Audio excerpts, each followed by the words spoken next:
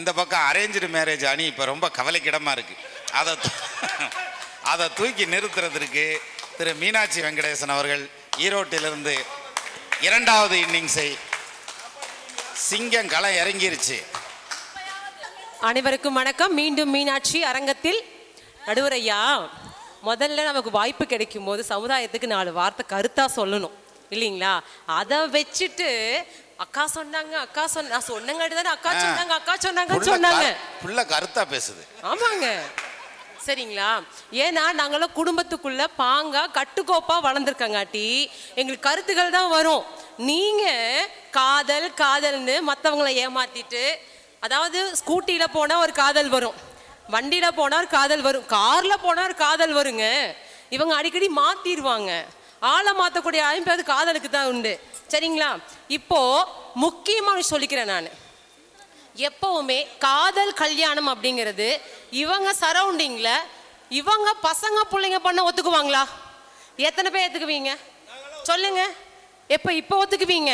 நாளைக்கு ஒரு ஏழைப்பட்ட பையனை கல்யாணம் பண்றாங்க, எதுக்குமே வம்சம் வந்து பாத்தீங்கன்னா அவங்க பேக்ரவுண்டே இல்லை, அது ஒத்துக்க முடியாதுங்க. எங்க பிரகாஷ் தம்பி பேசும்போது கூட பயந்து தான் பேசினாரு. உண்மையை சொல்லுக்கன்னா பேசி முடிச்சது ஓடி போய் உட்கார்ந்தாரு பாண்டி பக்கத்துல. அம்மா வீட்டில் போய் காலில் போய் உளுந்தே ஆகணும் என் தம்பி, எனக்கு தெரியும். ஏன்னா எப்பவுமே ஸ்டேட்டஸ் பார்ப்பேன் நான் ஃபேஸ்புக்கில், ஜோடியா லவ் சாங்ஸா வைப்பாங்க, சரிங்களா? அதே மாதிரி எங்க அக்கா எடுத்துக்கோங்க, மீனாட்சி அக்கா, இன்னொரு அக்கா, லவ்ஸ் எதுக்குமா கல்யாணத்தை வச்சிருக்கீங்கம்மா? காதல் ஜோடி தானே நீங்க, ஓகேவா? திருமண ஜோடி, சரிங்களா? முக்கியமாக சொல்லிக்கிறேங்க, ஒரு அனுபவத்தை மட்டும் சொல்லிக்கிறேன் அந்த இடத்துல. அதாவது 2000 வந்து பார்த்தீங்கன்னா எங்கள் கணவர் வந்து ஒரு அட்வொகேட். நான் அவர்கிட்ட சொன்ன விஷயம் கேட்டிங்கன்னா, டைவர்ஸ் கேஸ் மட்டும் எடுத்துக்காதீங்கன்னு சொன்னால் அவர் எடுத்துக்கவே இல்லை.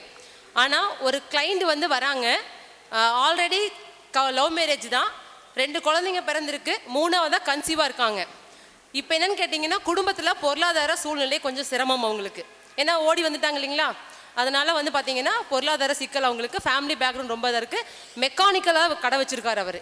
அந்த இடத்துல பார்த்தீங்கன்னா ஒரு அம்மா அரசாங்க உத்தியோகத்தில் இருக்காங்க. இவரை விட வந்து பார்த்தீங்கன்னா 6 வயசு பெரியவங்க.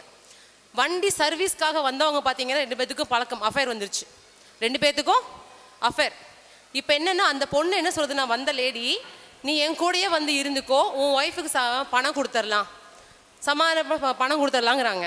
2 லட்சம் 3 லட்சம் மட்டும் கொடுத்துடலான்ட்டு கோர்ட்டுக்கு வந்துட்டாங்க. எப்படிங்க? கட்டின மனைவி, 2 குழந்தைங்க இருக்காங்க, பெத்த வீட்டுக்கும் போக முடியாது, இந்த பக்கம் வீட்டு யாரும் பராமரிக்க முடியாது, அனாதையாக இருக்காங்க. என் வீட்டுக்காரர் உட்காந்து கவுன்சிலிங் கொடுத்தாருங்க. அவருக்கு அந்த அம்மா வயசு 6 வயசு பெரியவங்க, அவங்களுக்கும் கல்யாணமாகி குழந்தைங்க இருக்காங்க.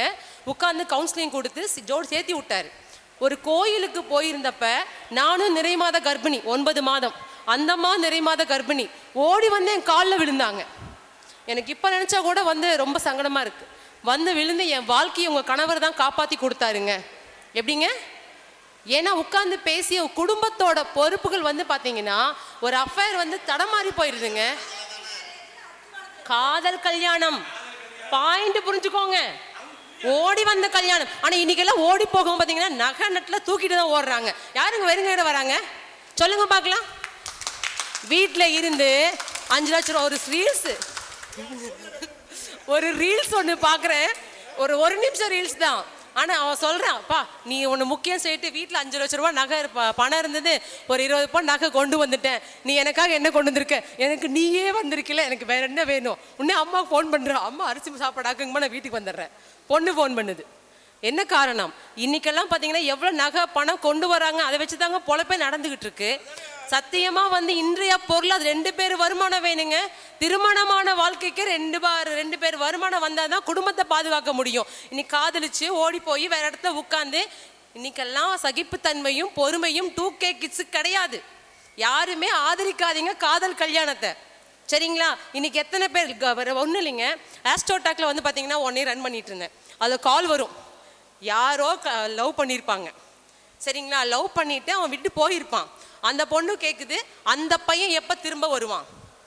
ஏம்மா அந்த பையன் விட்டுட்டு போயிட்டான் இல்லைம்மா, எதுக்குமா திரும்ப கேட்குறீங்கன்னு கேட்டால், திரும்ப வரும், ஒர்க் பண்ணலாம் தெரியும், கேட்டு பாருங்க.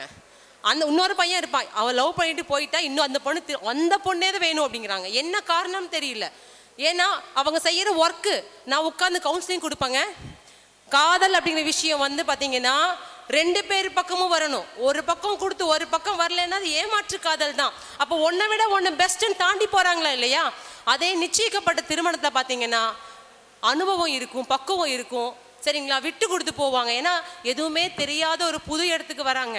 சொல்லுவாங்க தெரியுங்களா, பொண்ணு பார்க்க வரும்போதே 20 பேர்த்த கூப்பிட்டு வரீங்க இல்லைங்களா, அப்புறம் வீட்டுக்கு வர வச்சுக்கோங்க, ஒரு எல்லா வீட்டையும் பார்த்தீங்கன்னா பராமரிக்கிற விஷயத்துல பொறுப்பை கொடுத்துட்றீங்க.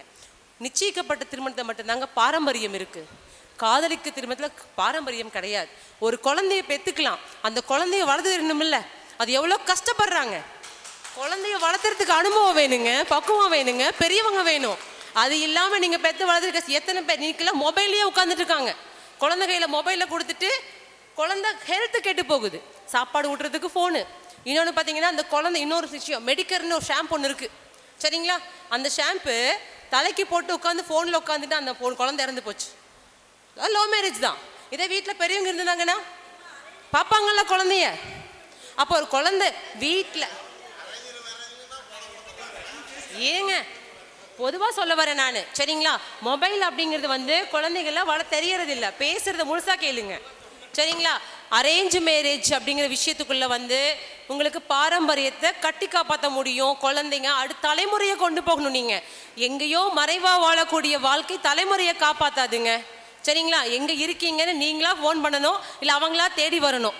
நீங்கள் எப்படி இருக்கீங்க, நான் இன்னொரு பார்க்குறேங்க, கல்யாணம் பண்ணிட்டு கூட்டிகிட்டு போய் வித்துட்டு போகிறவங்களாம் கூட இருக்காங்க. இருக்கா இல்லை உண்மையை சொல்லுங்கள் பார்க்கலாம், இருக்காங்களா இல்லையா? இந்த காலத்தில் யாரை நம்பி நீங்கள் போக முடியும்? நம்பாதீங்க. காதல் பச்சோந்தி முதுகுல தான் குத்துவாங்க. அதே மாதிரி ரெண்டு குடும்பம் இணைந்து வாழக்கூடிய வாழ்க்கை என்றைக்குமே பார்த்தீங்கன்னா ஸ்வீட் மாதிரி தாங்க. இனிப்பு வேணாம் சொல்லுவீங்களா யாராவது? சுக்கரனும் லவ் தான், சுக்கரனும் பார்த்தீங்கன்னா இனிப்பு தான் இல்லைங்களா. அப்போ இனிப்பு மாதிரி நம்ம வாழ்க்கை இருக்கணும் இல்லைங்களா. எதுக்கு பார்த்தீங்கன்னா தலவாழை இலை போட்டு சாப்பாடு போட்டு பந்தியெல்லாம் போட்டு பராமரித்து கொண்டு வராங்க கேட்டிங்கன்னா, அதாவது ஊர்கூடி தான் தேர் இழுக்கணும் இல்லைங்களா. ஒரு கோயில் விசேஷம்னா ஐயா தான் சொன்னாங்க, ஒரு பாயிண்ட் எடுத்து கொடுத்தாங்க, அம்மா எல்லாரும் சேர்ந்து வாழ்றதாம்மா வாழ்க்கை, ஊர் கூடிதாம்மா தேர் இழுக்கணும். உண்மை தானே? 2 பேர் போய் இழுத்துருவீங்களா? தேர் இழுத்துருவீங்களா? நகுந்துருமா தேர்?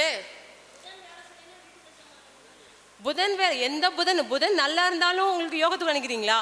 இங்க பாருங்க, காதல் திருமணம் அப்படிங்கிறது உங்க 2 பேர் சம்மந்தப்பட்டது தான். ஆனா அந்த 2 பேர் இப்ப ஸ்ட்ராங்கா கிடையாதுங்க. 2 பேரே ஸ்ட்ராங்கா இல்லை. எங்க காதல் இருக்கும்? இன்னைக்கு இருக்கிற காதல் பார்த்தீங்கன்னா ஒருத்தரை விட ஒருத்தர் பெஸ்ட் எங்கன்னு தேடக்கூடிய காதல்ல வாழ்ந்துகிட்டு இருக்காங்க. அது 2K கிட்ஸுக்கு பக்குவம் நிதான பொறுமை சத்தியமா இல்லை இல்லைங்களா. ஏமாத்திட்டு போயிடுவாங்க. இன்னைக்கு 2 பேர் சம்பாதிக்கிறாங்க. அன்னைக்கெல்லாம் பார்த்தீங்க வச்சுக்கோங்க, ஒரே ஒரு பாயிண்ட், அன்னைக்கெல்லாம் பார்த்தீங்கன்னா வீட்டுக்கார அங்கே வராங்கன்னாவே எப்படி வராங்கன்னு தெரிஞ்சுக்குவாங்க, செப்பல் விடும்போது தெரிஞ்சுக்குவாங்க, கோவமா வராங்களா எப்படி வராங்க, அதெல்லாம் அந்த அந்யோனத்துக்குள்ள இருக்கும் சரிங்களா. தண்ணி கொண்டு வந்து கொடுத்தா பேசுவாங்க. இப்போ 2 பேரும் ஒன்னா உள்ள வராங்க, வீட்டை விட்டு வெளியே போயிட்டு வேலைக்கு போயிடும்போது டென்ஷனோட வராங்க. 2 பேரும் சேர்ந்து வேலை செய்யணுங்க. ஒருத்தர் சமைச்சா ஒருத்தர் கூட்டு தள்ளு வீட்டை மாப் போடணும் இல்லைங்களா. ஆமாவா இல்லையா? அப்போ 2 பேரும் சேர்ந்து செஞ்சாதான் அந்த குடும்பமா இருக்கும். அன்னைக்கெல்லாம் அப்படி கிடையாது. பெண்கள் வீட்டில் இருந்தாங்க, ஆரோக்கியம் சிறப்பாக இருந்தது. இன்னைக்கு பெண்கள் எல்லாம் வேலைக்கு போறாங்க, ஆரோக்கியமே இல்லாத வாழ்க்கையை வாழ்ந்துட்டு இருக்கீங்க. அஸ்திவாரமே சரியா இல்லைங்கும் போது எங்கெங்க?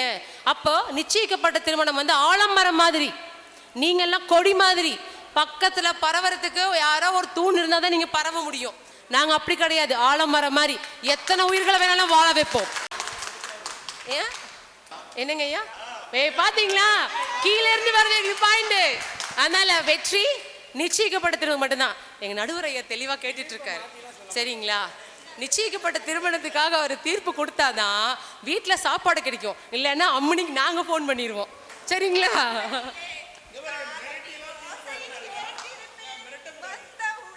நான் ஏமா எனக்கு கோவம் வராது, மிரட்டவும் தெரியாது ஓகேவா. பாயிண்ட்டை கொஞ்சம் ஃபோர்ஸாக வேகமாக பேசுகிறோம் அவ்வளோதான். எனிவே மறுபடியும் சொல்கிறேன், நிச்சயிக்கப்பட்ட திருமணம் ஆலமரம் போல என்றைக்குமே பாரம்பரியமாக நிறைய உயிர்களை வாழ வைக்கும், என்றைக்குமே அழிந்து போகாதுங்க. இவங்கெல்லாம் கொடி மாதிரி, யாராவது ஒருத்தர் இருந்தால் மட்டும்தான் கொடி வளரும். மல்லிகைப்பூ அவங்களாவ பிரிஞ்சு போச்சு கண்ணா ஓகேவா. எனிவே நன்றியும் வாழ்த்தும் பாராட்டும் அவைக்கு நன்றி.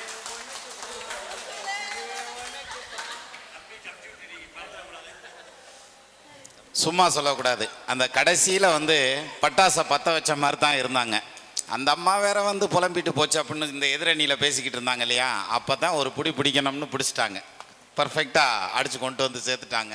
அவங்க அணியை பஸ் ஸ்டாண்டில் கொண்டு வந்து நிறுத்திட்டாங்க.